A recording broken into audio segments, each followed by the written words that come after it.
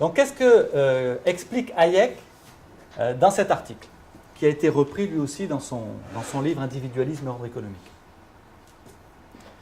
Il explique, grosso modo, que la concurrence est un processus de découverte. C'est ce qui permet aux producteurs de découvrir la demande qui s'adresse à eux, de découvrir quels sont les produits qui sont souhaités par les consommateurs, de découvrir les méthodes de production les plus efficaces, de découvrir petit à petit quels sont les facteurs de production les moins chers ou les moins coûteux pour produire, et du côté des consommateurs, de découvrir les différents produits auxquels ils peuvent avoir accès, ainsi de suite. Donc, la concurrence, c'est essentiellement un processus de découverte. Or, dans ces modèles d'équilibre partiel, non seulement on a déjà le problème du partiel, si je puis dire, mais ces modèles sont construits en supposant que les acteurs économiques connaissent déjà toutes les informations pertinentes pour faire le meilleur choix possible.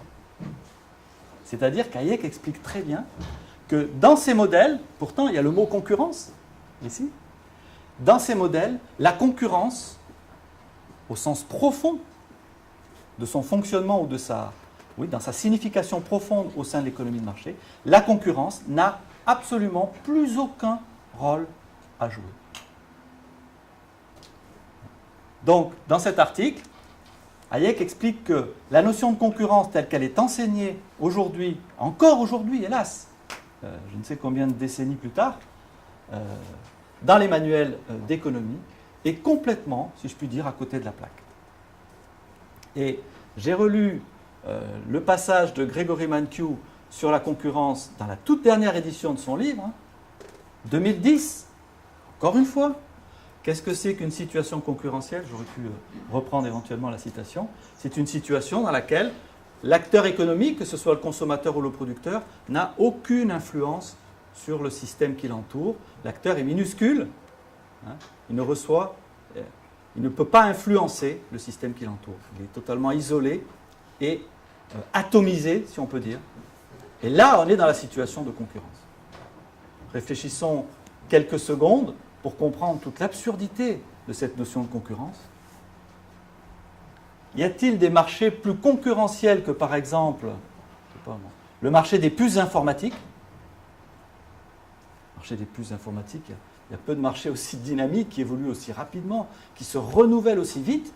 Or, si on prend les fabricants de puces informatiques, pour micro-ordinateurs, je crois qu'il y en a deux principalement. Il y a Intel et il y a AMD. Même s'il n'y en avait qu'un seul, même s'il n'y avait qu'Intel, je pense que le marché serait quasiment aussi dynamique que dans la situation actuelle. D'accord ? Donc avec deux producteurs, même un seul, on peut avoir une concurrence extrêmement vive. Il n'y en a absolument pas besoin, surtout pas besoin, d'avoir des producteurs atomisés. Je dirais même que si on imagine le marché de concurrence parfaite, ici des économistes néoclassiques, imaginons des producteurs de blé en très grand nombre qui produisent exactement le même type de blé, un bien homogène, puisque l'homogénéité du bien produit fait partie des hypothèses, ici, de construction du modèle. Imaginons ce marché dans lequel vous avez des milliers et des milliers de petits agriculteurs qui produisent exactement le même bien. Vous croyez vraiment que c'est l'idéal de concurrence? Je pense que ça serait un marché mort, tout simplement. Et il serait concurrentiel uniquement à partir du moment où vous auriez l'un des agriculteurs qui trouverait une nouvelle qualité de blé ou qui ferait manger aux gens autre chose que du pain ou de la farine. D'accord ? Donc c'est là que vous introduisez de la concurrence, exactement comme Hayek l'avait fort bien expliqué dans son article.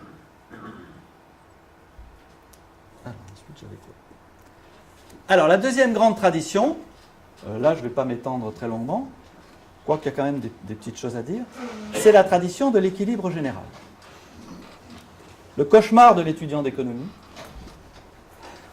c'est vrai, à moins qu'il ait fait des études de mathématiques auparavant. En ce qui me concerne, par exemple, j'ai fait mes études d'économie après un diplôme d'ingénieur, donc j'avais fait les classes préparatoires, maths sup, maths spé. J'arrive en licence d'économie à Paris 1, c'était vraiment facile. Par contre, je voyais les camarades, surtout en TD de microéconomie, donc dans les cours où est enseignée la théorie de l'équilibre général, Ils ramaient, mais ce n'était pas possible. D'ailleurs, ils ne comprenaient pas.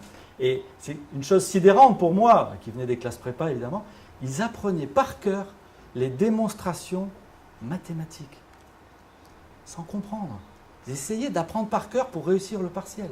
Apprendre par cœur une démonstration, sans la comprendre, juste comme quelque chose d'un peu formel, comme une poésie en fait.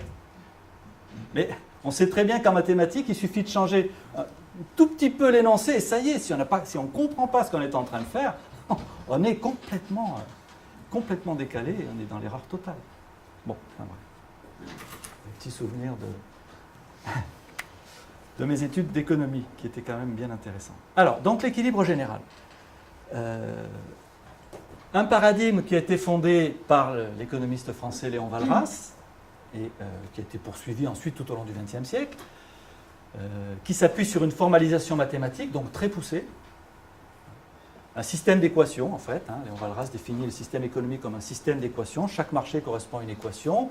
On vérifie que, enfin, on montre qu'on a autant d'équations que d'inconnus, et donc que le système a une solution qui est l'équilibre général du système.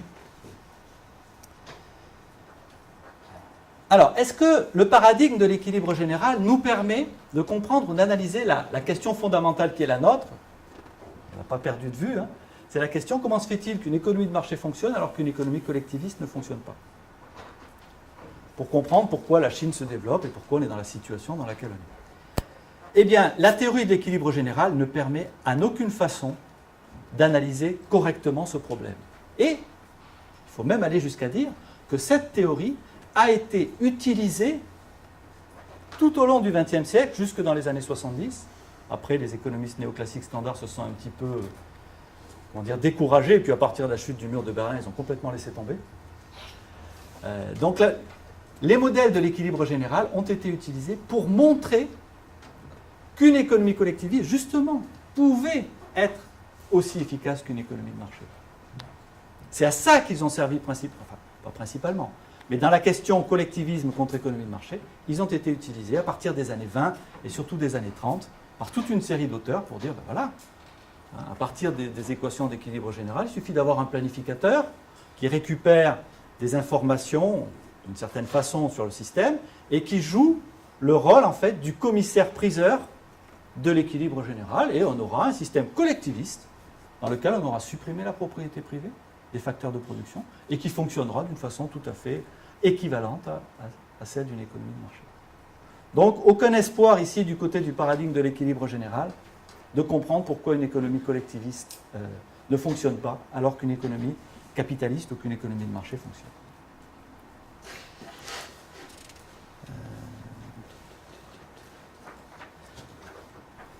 Donc on voit comment une idée fondamentale de l'école autrichienne, à savoir que le système des prix coordonne l'activité économique, est reprise dans le paradigme standard, mais d'une façon extrêmement superficielle et insatisfaisante.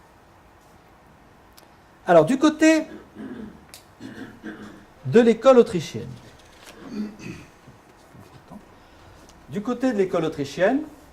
nous avons un modèle, plusieurs, mais le principal modèle de théorie des prix qui est radicalement différent de tout ce qu'on trouve dans l'économie standard et beaucoup plus satisfaisant.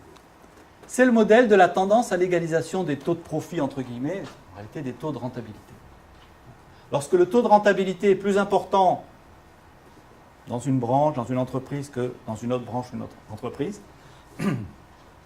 les capitaux ont tendance à être réalloués depuis les branches où le taux de rentabilité est plus faible vers celles où le taux de rentabilité est plus important. Et dans cette réallocation du capital, les taux de rentabilité ont tendance à s'égaliser. D'accord ? Alors ce modèle, je ne rentre pas plus dans le détail ici dans l'explication, mais pour expliquer les deux points fondamentaux de différence avec les modèles qu'on vient de voir, c'est qu'on a un modèle qui est basé sur l'incertitude radicale du futur. S'il n'y avait pas d'incertitude radicale du futur, eh bien, il n'y aurait pas de différence de taux de profit. Les différences de taux de rentabilité entre les entreprises et entre les branches, elles viennent de l'incertitude, elles viennent de ce que certains entrepreneurs ont fait les bons choix, ont bien anticipé, d'autres n'ont pas fait les bons choix, ont mal anticipé, etc. Donc il y a bien une incertitude, une ignorance radicale de l'avenir. Sans ça, il n'y aurait pas de différence de taux de profit entre les branches ni entre les entreprises, ou alors elle s'expliquerait par des phénomènes d'équilibre. Bon, je ne rentre pas plus dans le détail. Donc on a un modèle qui est bien fondé sur l'incertitude radicale du futur, et on a un modèle qui est directement en prise avec l'interdépendance entre les marchés.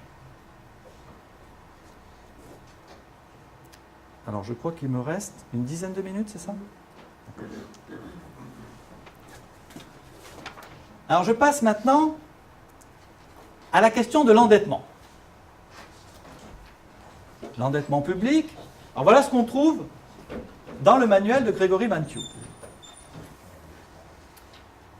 Lorsque les dépenses sont supérieures aux revenus de l'impôt, eh bien l'État emprunte. Et quelle va être la conséquence des emprunts d'État? Le taux d'intérêt va augmenter. Le taux d'intérêt augmente, c'est normal. La demande de fonds de l'État s'ajoute aux demandes existantes. Et donc, ça a tendance à faire monter le taux d'intérêt. Et on a un effet d'éviction sur l'investissement. Une partie de l'épargne qui aurait dû se diriger vers l'investissement privé se dirige en réalité vers le financement de l'État. Du coup, on a une réduction de l'investissement et, nous dit Mankiw, un ralentissement de la croissance. Bon.